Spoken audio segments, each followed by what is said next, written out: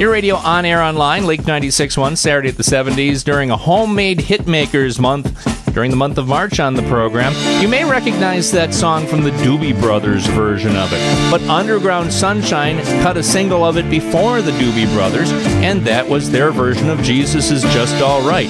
And our guest today talking about Underground Sunshine is Jonathan W. Little, Madison radio legend and the manager at the time of the Underground Sunshine. He explains how Underground Sunshine found that song, Jesus Is Just All Right.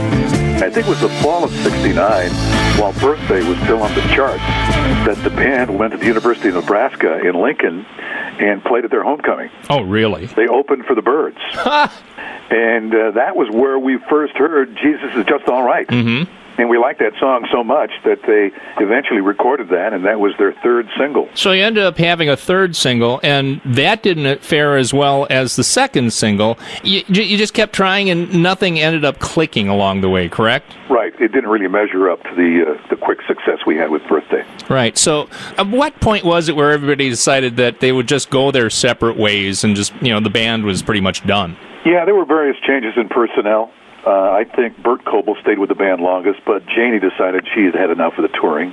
And I'm thinking that it must have been fall of 70, spring of 71, that Underground Sunshine pretty much dissolved. Has there ever been thoughts about getting back together? Has it happened, or has it ever been thought of doing that? I think that Frank, Bertie, and Rex Rohde have gotten together a few times and done just little reunion things around Montello, around Marquette County.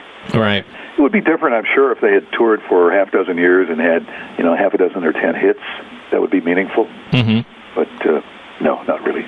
My sister Janie is still involved in music. In fact, she's been a piano teacher for most of the last, 25 years or so. Mm-hmm. She probably has 40 or 50 students, I would imagine. That's a pretty good clientele. Yep. In regards to everything that happened with Underground Sunshine, you've seen the movie That Thing You Do, the Tom Hanks movie. Doing that thing you do. Sure. How does that compare to your real-life experience with the Underground Sunshine? Well, I can remember when my wife Betty and I were sitting there watching that, she was giving me the elbow about every minute or two because we had lived it very much like it. You ended up moving on from WISM to Helm, a station that to this day is a hit music giant in Madison, Z104. You were the architect of that station. You had an opportunity to meet really everybody who is somebody in the music business thanks to your connection with Z104 and beyond. Mm-hmm. What is greater to you, meeting great music people, superstars in the business, or having that one shining moment where you had a hit record on the charts with a band you managed and working your way to an American Bandstand, to the top 30 in the Billboard charts?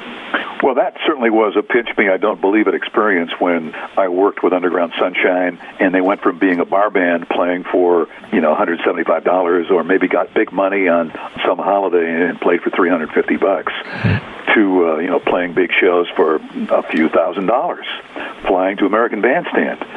That was an absolute treat. For me, I've always enjoyed meeting artists.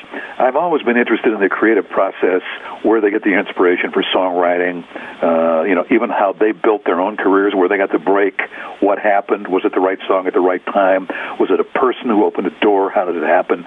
So one duo that I was really delighted with was the Captain and Tennille. Mm-hmm. They were really neat people, and one of the things I did back in those days was I would frequently go through an album if an artist was coming to town and try to find another song that we could play in addition to the current hit. Mm-hmm. And as I went through the Captain and Tennille's album, I found Muskrat Love, which I had liked by America on an album a year or so before. Muskrat, muskrat, candlelight, doing the town and doing it right.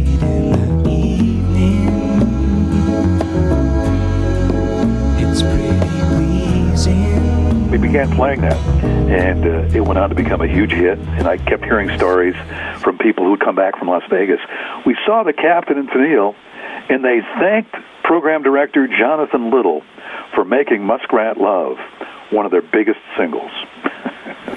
I'll remember that every time we play it on our 70s show, Jonathan.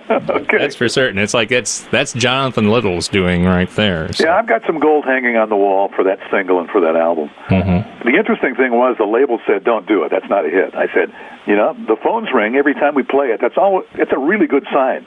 The experience you had as manager of the Underground Sunshine, how has that affected you to this day? Well, that's a great question because I continue in artist management. My first experience began back then with Underground Sunshine because I helped get a record deal for them. I had the reputation in Madison as the guy who can help you get a record deal. So that meant on a weekly basis there were bands calling me. Can I come out and hear their band? Could I help them produce a record? How can they get a record deal? When I got to Z104, I even had a local writer at that time, Michael St. John. We sat down and I said, I want you to write a brochure called How to Get a Record Deal.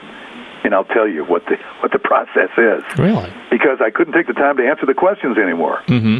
We would just send a brochure out.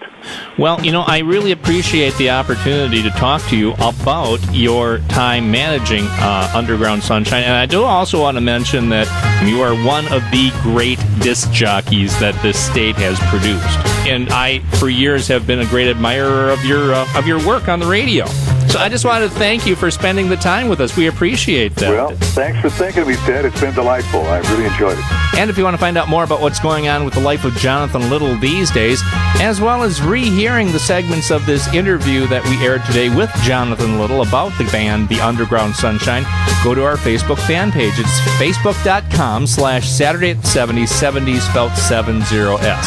And again, we thank Jonathan Little for joining us on Saturday at the 70s, which continues next here on your radio, on air, online, Lake 96.1.